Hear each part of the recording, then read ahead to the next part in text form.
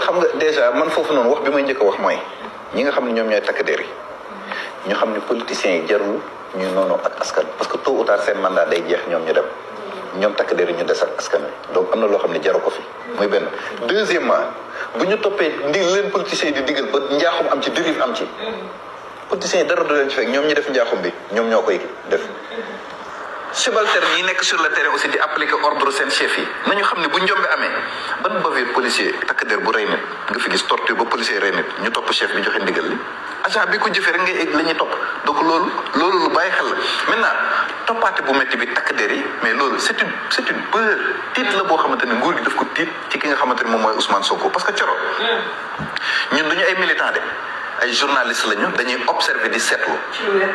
fait bi journaliste yëpp observé mooy Ousmane Sonko ci ñu mujjee ñëw ci langue politique gi la bokk mais tey jii nii c'est le leader politique le plus charismatique de l'opposition sénégalaise loolu moom lu suñ borom def la da nga koy nangu c'est-à-dire que da nga koy nangu moo am nga bañ ko moo am xam nga kuñ ne jant baa ngi nii nag nga bañ ne mënoo ko gis kenn mënu ci dara léegi nag looloo tax ragal boobu noonu moo tax taxawaay bii ñu am ni ñu gis ko te nag dama ne la amoon ci Khalifa Sall amoon ci Karim Wade waruñ ko nangu ci Ousmane Sonko qu'est-ce qui s'est passé dans ces deux affaires là dañu xam ne ñii ay prétendants sérieux lañ yoo xamante ni mën nañu daaneel bu ñu bokkee ci élection dañuy gagné Macky Sall ñu fexe ba écarter leen ak justice loolu dafa war a jeex Sénégal moo tax ma ne xam nga li doy ci waar ci Ousmane Sonko mooy du waa Pastef rek ñoo ko au delà de Pastef am na ci ñoo xam ne du ñu militant wu Pastef yoruñu carte Pastef mais ay sympathisants lañu moo tax ma ne waa sympathisant Ousmane Sonko ak waa Pastef yi lu mu jaral nguur gi pour ñu écarter Ousmane Sonko mu bañ a bokk ci élection waa Pastef na leen jaral lu ko ëpp pour que Ousmane Sonko bokk par force ci élection. gisoo pour ko mën a jaar non parce que dafa am loo xam ne nag coro mais dafa yomb trop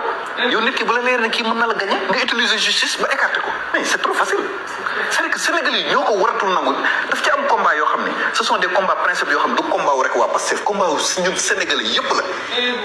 koo xamante ni mën naa am doole gagner la politiquement nga fexe ba utiliser justice ba écarter ko loolu daf fi war a jeex dañ ko war a bañ lu mu jar nag ñu def ko bu jaree révolution mais révolution am ci réew mi Sidi Lamine Niass da doon wax ni réew mi révolution rek ko koy jagal Sénégal gii coro révolution rek ko koy jagal yëngu bu metti ñii nangu dem tëdd kaso ñii nangu deret tuuru réew mi jaare fa baax les générations futures nekk ci jàmm loolu rek mooy defar réew mi wasalaam loolu lay tàggat. bu leen fàttee abonné te ngeen di bës cloche de notification bi moo tax lépp lu dugal ci ay vidéo ngeen am ko.